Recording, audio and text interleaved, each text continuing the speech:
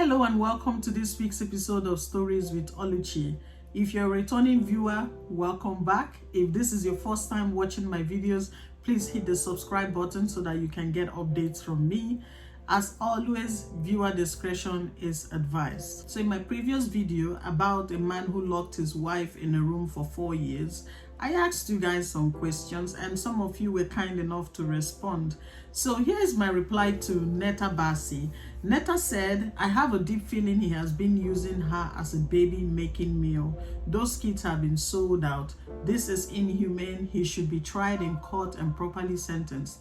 Netta, I totally agree with you. I think there's something suspicious going on and I hope the Nigerian police are going to investigate it thoroughly, because it doesn't make sense that this woman has been in bondage for 4 years and has been making babies and she's yet to see any of them. So perhaps the husband is probably selling these kids to people, because anyone who could do that to his wife is capable of anything, right?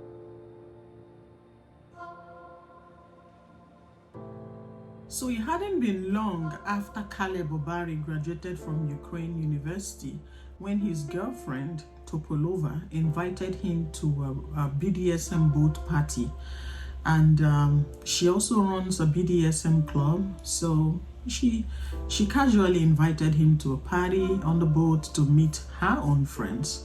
Caleb went for the party, and shortly after, Caleb's friend who was supposed to pick him up after the event was told that Caleb didn't make it back on the boat, that he was missing.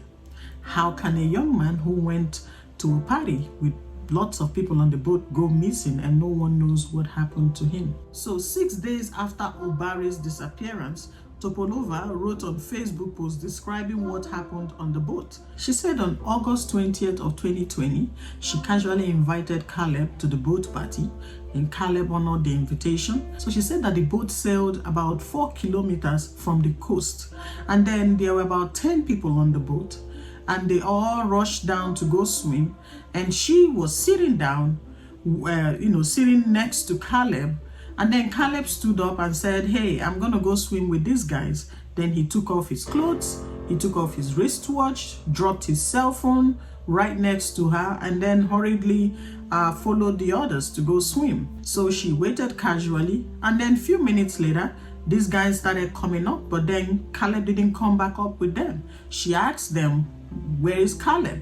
And they said they don't know, that he's probably still out there. So she went down and she looked around and she started panicking and asking everyone, where is my friend? He went along with you guys. What happened to him? And they all told her that they don't know what happened to him, and that maybe he drowned, maybe he's still back in the water. They just gave him a casual answer which she wasn't satisfied with. She raised the alarm and called for security and everything else. So but they are far away from mainland, so she had to wait until the boat went back to where it picked them up from, so that she can report the incident. And when she got there, Caleb's friend was already waiting, but when she did not present Caleb, he too panicked and was like, what do you mean? This guy went on the boat with you. Caleb cannot swim. Why would you think he went swimming? But she explained that Caleb actually went swimming with the guy. She also explained that she's been dating Caleb for 6 months, so they are practically very close, and she felt bad about the incident. And she said that she's been speaking to law enforcement concerning the matter, and it's currently under investigation. So the police opened an investigation on Obari's death and is investigating it as an accident, and no further details have been provided at this time. So according to an Odessa volunteer group called Rescue Platform 911, they said that Obari was invited to a party on a boat by Vera Topolova, owner of a BDSM themed bar, Iznaka, in Odessa. So out of the 10 passengers on that boat, Obari was the only foreigner. Now the boat set sail from Savignon Yacht Club in Odessa and went 4 kilometers out from the coast, and then it returned without Obari. So Obari's friend waited for him after the party was over. When the boat arrived without Obari, other passengers gave his personal belongings, including a mobile phone, to Obari's friend without any explanation of what happened. So initially, none of the passengers on the boat said that Obari drowned. It was his girlfriend who said that they started looking for him and that some people said that he drowned. But then there was no body. So basically he was missing. On Topolova's post, she said that she's been targeted by hateful comments after online reports seemed to allege that she was involved in the disappearance of Obari. She said she was questioned by the police. So initially, Obari's disappearance reportedly wasn't getting much attention from local authorities, which prompted some Nigerian social media users to start sharing posts with hashtag Justice for Caleb. So then a week later, Caleb's parents released the video begging Nigerians to help them find their son, who attended a yacht party with friends after they were invited by a woman only to be told that he did not return with them. So they stated that their friends and the woman should be questioned about what happened to their son. Caleb's father begged the Nigerian authorities to get involved and help him find his son, as he has reached to Ukraine to ask questions without getting any satisfactory answer. So then on August 31, the Nigerian community in Ukraine called for a protest in front of Nigerian Embassy and the Ministry of Foreign Affairs in Kyiv. On September 12 of 2020, Caleb's body was found near the coastline in Konomosk. But here's my question to you. What do you think happened in that party?